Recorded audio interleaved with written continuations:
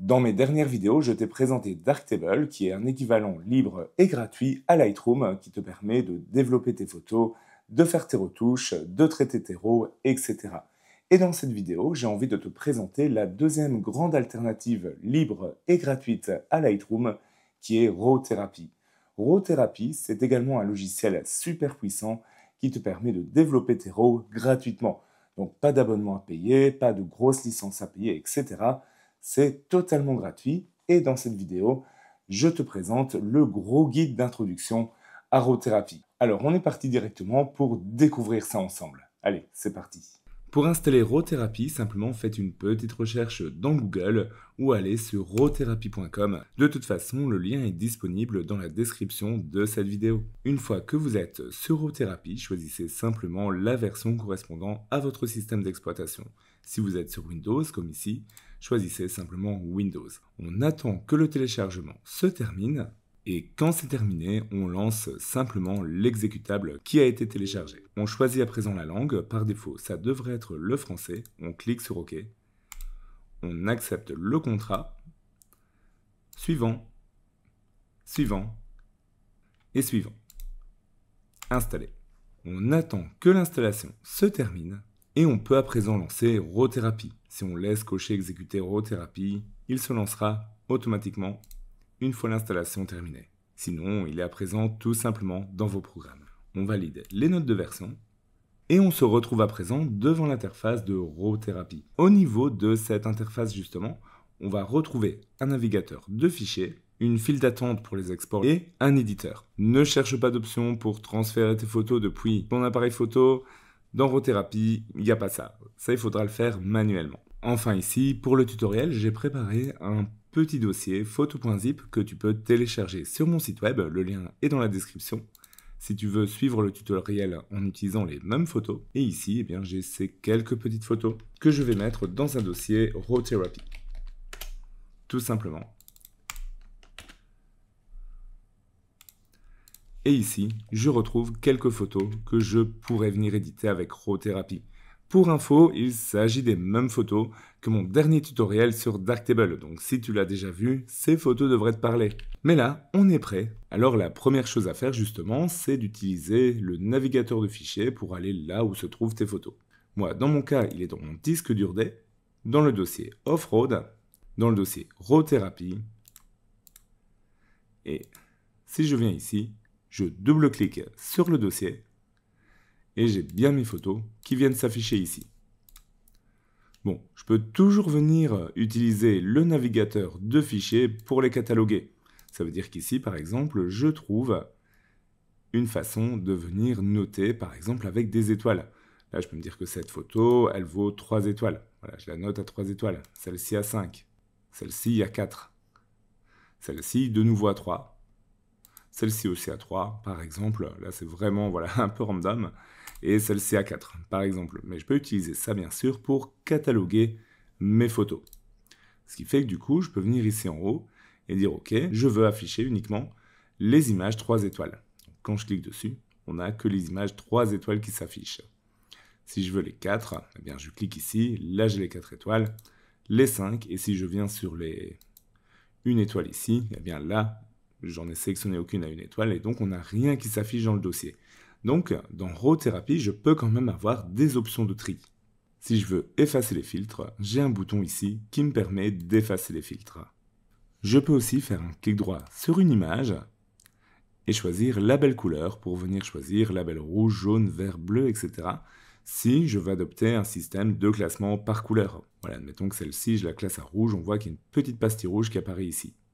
D'ailleurs, je peux le faire aussi en cliquant directement sur la pastille et en venant choisir la couleur que je souhaite assigner à la photo. C'est un système de classement que tu peux utiliser comme tu veux. À toi de te l'approprier pour classer tes photos de la façon qui te semble la plus utile possible. J'ai également ici, sur la droite, un onglet filtre qui me permet d'activer des filtres sur les métadonnées. Ça veut dire que si je l'active, là par exemple, je peux dire OK, au niveau de l'ouverture, je veux les photos qui ont été prises à une ouverture entre F4 et F5 par exemple. Bon, là, si je clique, j'en ai pris qu'une seule, c'est celle-ci. Et donc, on n'a que celle-ci qui s'affiche, par exemple. Bon, là, je vais désactiver les filtres sur les métadonnées, mais tu comprends l'intérêt. On peut faire pareil sur l'obturateur, sur les ISO, sur la longueur focale, mais aussi même sur l'appareil photo ou sur l'objectif utilisé. Donc ça peut être assez pratique, mine de rien, comme option de filtre. Sur la droite, j'ai également un onglet Inspecter. Dans cet onglet Inspecter, quand je viens sur une photo, on voit que j'ai un zoom qui suit ma souris.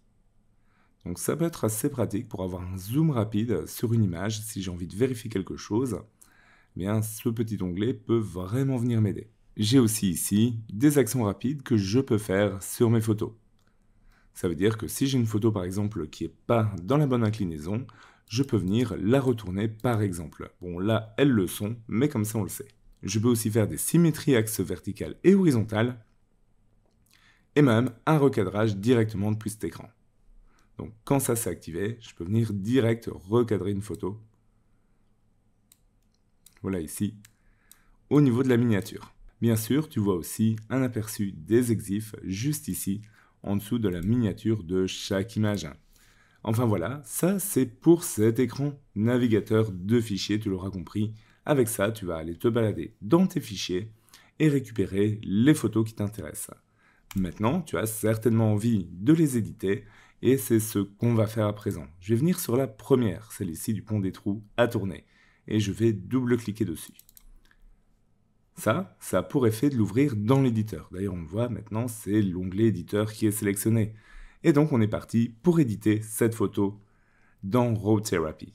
On fait une petite pause dans cette vidéo juste pour te dire que si tu apprécies mon contenu, surtout n'hésite pas à t'abonner. Moi, c'est Bertrand et sur ma chaîne Offroad, j'essaye de créer quelque chose qui nous parle à nous, passionnés de photographie. Ici, clairement, ce qu'on va faire, c'est qu'on va photographier ensemble, on va progresser ensemble en photo, on va vivre des expériences à travers la photographie, on va rencontrer du monde, bref, on va vraiment vivre la photographie. C'est vraiment ce que j'ai envie de créer. Et pour créer ça, bien sûr, j'ai besoin de toi. Alors, si le programme te parle, surtout, n'hésite pas à rejoindre ma chaîne. Tu peux aussi me retrouver d'ailleurs sur Instagram. Et ça me ferait super plaisir qu'on parte à l'aventure ensemble à travers ce projet. Et nous, on continue le tutoriel à présent. Et nous sommes donc partis pour l'édition de cette photo. Donc, comment se présente cette fenêtre ? Ici, on va retrouver notre photo. On peut simplement zoomer et dézoomer avec la molette de la souris une fois qu'on est dessus. À droite, on va retrouver tous les réglages qu'on va pouvoir faire sur notre image, à savoir les réglages d'exposition, de détail, de couleur, les réglages dits avancés, des ajustements locaux, comprend par ça les masques, les transformations comme le recadrage ou le redimensionnement, les traitements RAW et aussi toutes les infos méta de la photo. On retrouve aussi quelques paramètres ici, comme le recadrage ou la sélection de la ligne d'horizon, ainsi que la correction de perspective. À gauche, on retrouve la photo. Donc quand on zoome, on voit bien ce cadre rouge qui indique là où on se situe dans la photo. Et quand on clique et qu'on maintient, on peut venir également le déplacer. Et on retrouvera également un historique ici des modifications faites sur la photo. Ceci étant dit, attaquons-nous maintenant à la retouche.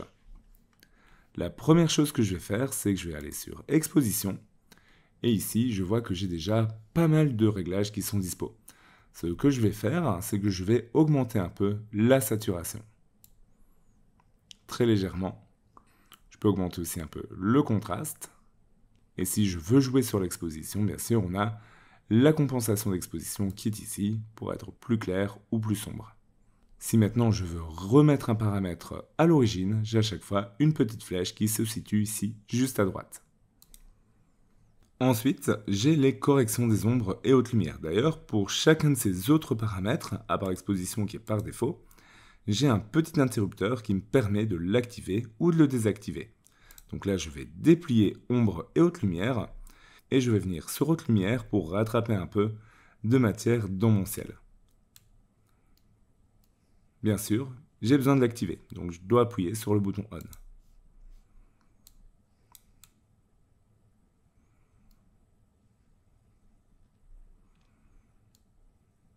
Voilà, le traitement marche assez bien. D'ailleurs, je peux voir un avant-après en activant et en désactivant. Là, j'ai bien rattrapé de la matière dans mon ciel et j'ai rendu le ciel bien plus dramatique. Je peux aussi rattraper de la matière sur les ombres si je le veux, mais ici, j'ai pas tellement besoin.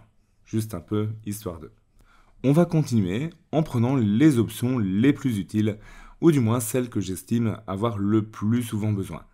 Et une de ces options, là ça dépend un peu de l'envie, mais ça peut être le filtre vignettage. Quand je vais l'activer, j'appuie sur On, je vois que j'ai un petit vignettage qui vient se mettre tout autour de mon image. On voit bien la différence.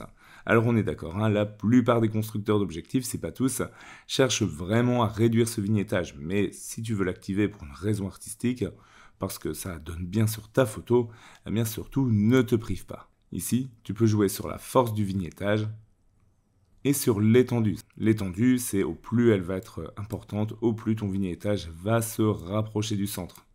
Voilà, on voit mieux si je le rends plus prononcé comme ça. Bon, moi personnellement, je vais le désactiver, ce vignettage. Mais au moins comme ça, tu vois que tu as la possibilité d'en mettre. Je vais passer ensuite dans l'onglet Détails. Dans cet onglet Détails, on va commencer par s'intéresser par le retrait de tâches. Au niveau du retrait de tâches, ça va nous permettre d'enlever des petits points sur la photo, comme des taches sur un capteur par exemple, ou des petits éléments indésirables. Bon, ici, je vais venir supprimer par exemple ce petit oiseau ici en haut. Alors, c'est pas qu'il est indésirable sur la photo, mais c'est vraiment pour te montrer comment ça fonctionne. Donc, on active l'outil, retrait de tâches, et on va ensuite sélectionner la taille du point par défaut. Là, je vais partir sur une taille de 150 par exemple, c'est déjà pas mal pour ça. Et je vais appuyer sur ce bouton pour pouvoir voir les contrôles sur la photo. Quand c'est fait, je vais venir maintenir contrôle, cliquer, et en laissant ma souris appuyée, je vais venir déplacer le curseur sur un point source. Voilà, ici, c'est assez grand, mais je peux venir redimensionner en m'approchant du contour ici et en redimensionnant. Je peux aussi jouer sur la zone de flou, donc la zone qui sera progressive, ici, en faisant la même manipulation. Ça permet d'assurer une transition et de faire en sorte que la correction se voit moins. Quand c'est bon, je réappuie ici pour masquer les contrôles. Voilà, c'est bon, j'ai effectué la correction. Alors attention, c'est un outil qui est vraiment pas aussi développé que ce qu'on retrouve sur Lightroom ou encore sur Darktable. Ça fait le travail pour un petit élément comme celui-ci, mais pour un élément plus grand, plus imposant, une personne, etc., ça va être compliqué de la retoucher directement dans RAW Therapy. Dans ce cas-ci, il faudra mieux passer par un logiciel comme GIMP. On retrouve ensuite un élément netteté qui va me permettre d'augmenter la netteté de ma photo. Voilà, je peux augmenter ça au niveau de la quantité qui se trouve ici. Alors attention, RAW Therapy ne va pas faire un rendu en haute qualité quand on affiche comme ça notre photo là dézoomée.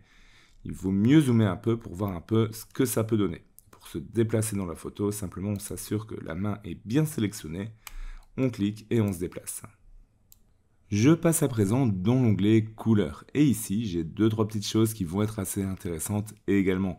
Premièrement, la balance des blancs. Si je veux la corriger, voici où elle se situe. Bon, par défaut, il reprend celle de l'appareil photo. Je peux d'ailleurs choisir un pré-réglage ici dans la liste déroulante. Mais sinon, eh bien, je peux simplement changer la température ici si je veux quelque chose de plus chaud ou de moins chaud. Je peux bien sûr jouer sur la teinte juste en dessous. Bon, moi je laisse comme c'était, mais comme ça tu vois où c'est. Je vais plutôt jouer sur la vibrance qui va me permettre d'augmenter la puissance des tons peu saturés. Donc je vois bien que j'ai ici ton pastel et je vais venir pousser ça et bien sûr activer le module. Voilà, pas trop non plus, mais ça me permet de rendre ces tons-ci un peu plus chatoyants. A noter, et ça peut être utile pour les portraits, j'ai une case à cocher, protéger les tons chers. Si je veux faire un noir et blanc, j'ai ici un onglet noir et blanc, je peux simplement l'activer, et on voit que ça me transfère ça en noir et blanc. Ensuite, je peux jouer sur la correction gamma pour régler plus précisément mon noir et blanc. Bon, moi je désactive, mais parce que je l'avais en couleur, mais comme ça tu vois où c'est. Je suis sûr que l'onglet simulation de film attise ta curiosité. Et oui, grâce à celui-là, tu vas pouvoir faire de la simulation de film argentique, un peu comme Fujifilm, etc. On verra ça un peu plus tard dans la vidéo, reste bien avec moi. Mais je suis sûr que tu as très envie d'apprendre à faire du color grading avec RAW Therapy. Eh bien justement, c'est ici dans Virage partiel. Ici, le plus simple à utiliser, c'est la grille de correction LAB. Ça peut faire peur au début, mais regarde ici, tu as un point blanc. Tu prends ce point blanc, tu le décales un peu et tu retrouves un point noir juste en dessous. Ce point noir va plutôt contrôler les ombres et le point blanc les hautes lumières. Ça veut dire que si j'active et que je viens tirer ce point ici dans les rouges, eh bien tu vois que mes hautes lumières, elles commencent à se teinter plus orangé comme ça, orangé, rouge. Donc ça, c'est parfait. Et je vais prendre mon point noir et le mettre un peu plus dans les bleus. Et tu vois que comme ça, assez naturellement, eh bien, j'ai fait un teal and orange avec un contrôle très facile. Donc ça change un peu de ce que tu as peut-être l'habitude de voir, mais mine de rien, c'est assez efficace et assez cool. Tu vois bien le résultat, hein. Si j'enlève ou que je remets, on voit bien que j'ai appliqué ici un color grading plutôt dans le style teal and orange. Et pour finir les réglages de base, on va passer dans transformation.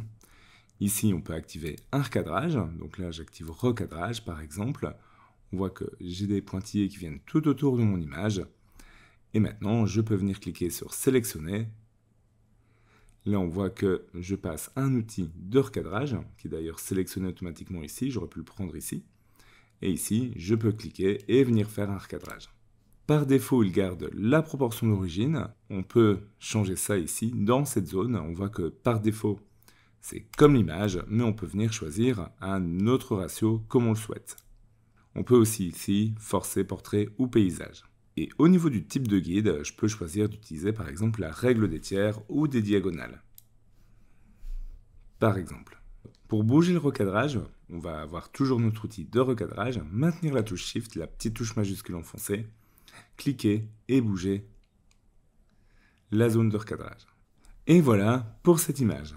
On verra un peu plus tard comment exporter tout ça. Ok, et maintenant qu'on est bon sur cette photo, on va passer à d'autres images pour te montrer de nouvelles choses. Je dis pas qu'on va faire un edit complet, je veux juste te montrer d'autres possibilités qui seront très adaptées à certaines images qu'on va retoucher ensemble. Par exemple ici, si je double-clique sur cette photo-ci, donc là tu as toutes les images de ton dossier en fait. Si pas, tu peux toujours revenir dans le navigateur et venir double-cliquer sur ton image dans le bon dossier. Mais normalement, tu t'en sors ici. Et ici, bien ce qu'on voit, c'est une photo de la cathédrale de Tournai. Et là, tu peux voir que vraiment, je l'ai prise à ras du sol et donc elle paraît très imposante. On a cette perspective. Alors moi, par défaut, j'aime quand même bien, mais si tu veux le corriger, eh bien, à ce moment-ci, tu as la correction de perspective que tu peux utiliser. Pour ça, on vient dans Transformation et on va dans Objectif Géométrie. Ici, tu peux aller dans Perspective, cliquer. Et ici, tu peux venir corriger ta perspective, que ce soit en horizontal ou en vertical. Là, c'est principalement vertical. Donc, je vais pousser. Et tu vois que tu as une correction de la perspective qui s'applique. Si tu veux quelque chose de plus poussé, je vais remettre par défaut, tu peux aller dans Baser sur caméra. Et ici, tu as non seulement plus d'options, mais surtout la possibilité de faire une correction automatique, que ce soit verticale, horizontale ou les deux. Là, je vais choisir automatique verticale. On voit qu'automatiquement, il a appliqué la correction. Maintenant, comme tu vois, ton image elle a été croppée, forcément c'est toujours le cas quand tu fais une correction de perspective. Tu peux venir dans les ajustements post-correction pour venir créer un décalage vertical pour recadrer ton image si nécessaire. On passe à présent sur une nouvelle photo. Et ici, le problème, tu vas le voir tout de suite, c'est une photo à 8000 ISO et tu vois que, en fait, si je zoome, il y a pas mal de bruit sur cette image. Alors, pour le bruit, eh bien, on va se diriger dans l'onglet Détail et on va prendre Réduction de bruit. Ici, simplement l'activer va déjà faire une différence sur la photo que tu vois. Si j'active et je désactive, c'est déjà tout le bruit de chrominance, donc les taches de couleur un peu partout, qui disparaît presque instantanément. C'est dû au fait que pour la chrominance, on peut choisir le global automatique et donc là, c'est Raw Therapy qui va faire le travail pour nous. Par contre, pour tout ce qui est bruit de luminance, ça veut dire toutes ces petites taches blanches qu'on voit un petit peu partout ici dans le ciel, par exemple, là, tu as le contrôle de luminance qui peut être activé ici. Donc quand tu vas le pousser, tu vas réduire ce bruit. Évidemment, fais attention, plus tu pousses ou plus tu vas perdre en netteté sur ton image. Ici, ça va, c'est acceptable. L'équilibre, il sera à trouver avec la deuxième jauge qui se situe en dessous, niveau de détail de luminance. Au plus tu le pousses, au plus Raw Therapy va essayer de préserver les détails, mais au moins ça sera efficace sur ton bruit de luminance. Donc c'est vraiment un équilibre que tu devras trouver ici entre ces deux paramètres. Bon, moi là, ça va, c'est acceptable, donc je vais garder ça comme ça. Bon, je vais ouvrir une nouvelle photo pour te montrer une fonction que tu attends sûrement avec impatience. Bon, pour celle-ci, je vais juste taper une petite correction des hautes lumières pour rattraper un peu de détails dans le ciel. Mais ce que je voulais surtout te montrer, c'est ce que tu attends certainement avec impatience dans l'onglet couleurs et dans simulation de film. Ici, par défaut, eh bien, tu vois qu'il n'y a rien parce qu'il te met « Veuillez préciser le dossier contenant les fichiers Alt-CLUT dans les préférences ». C'est quoi ces fichiers? Eh bien, ce sont des tableaux de correspondance qui vont te permettre d'activer ces simulations de film. Mais tu dois aller les rechercher dans un premier temps. Pour ça, tu as donc besoin de télécharger ces fichiers. Donc là, j'ai un lien de téléchargement. Ne te tracasse pas avec ça, je l'ai trouvé dans la doc de Raw Therapy, mais tu le trouveras dans la description de la vidéo. Attention, le fichier fait quand même un petit 400 mégas. Une fois que ce dossier est téléchargé, on va l'ouvrir, c'est un dossier zip, on le prend et on le met où on souhaite sur l'ordinateur. Moi personnellement, je vais le mettre ici dans mon dossier Raw Therapy que j'ai créé dans mon disque dur D. Mais tu le mets où tu veux, pour autant, mets-le à un endroit où tu ne vas pas le supprimer par erreur. Par exemple, dans les téléchargements, c'est pas la meilleure des idées. Quand c'est fait, tu retournes sur Raw Therapy et tu vas ici dans les réglages de Raw Therapy, préférences. Là, on va dans l'onglet traitement de l'image et on voit qu'on a un dossier Alt-CLUT juste ici. On clique et maintenant, on navigue jusque là où on a mis le dossier. Donc moi, c'est mon dossier Off-Road, Raw Therapy, Alt-CLUT. Je clique sur Ouvrir. Là, on est bon. Quand c'est validé, tu cliques sur OK. Et ensuite, tu relances directement Raw Therapy parce que là, tu auras besoin de redémarrer Raw Therapy pour que les modifications soient prises en compte. À présent, on revient sur l'édition de la photo et cette fois-ci, dans Couleurs, tu as tes simulations de films qui sont disponibles. Tu retrouves des films Fujifilm, des films Kodak, des Polaroid, bref, vraiment de quoi faire. Donc admettons que tu prennes du Superia, juste à l'activer, et tu vois directement l'application du film. Tu peux utiliser les flèches de ton clavier pour naviguer entre les films, ce qui te fera gagner du temps. Tu retrouves ainsi une magnifique collection de films que tu peux utiliser directement. Et ça, je pense que c'est une super astuce à savoir. Et pour terminer dans les retouches, ce que je te propose de faire, c'est de faire un petit tour dans l'onglet Local.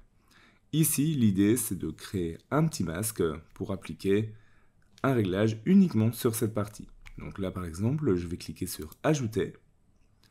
Là, il nous met Nouveau spot visible. Et on peut choisir la forme. Est-ce qu'on va choisir une ellipse ou un rectangle? On voit d'ailleurs qu'il est ici, l'ellipse. Moi, je vais choisir un rectangle. Et je vais déplacer le rectangle comme ceci. Parce que l'idée, c'est que je vais rendre un peu plus sombre cette partie-ci de la photo.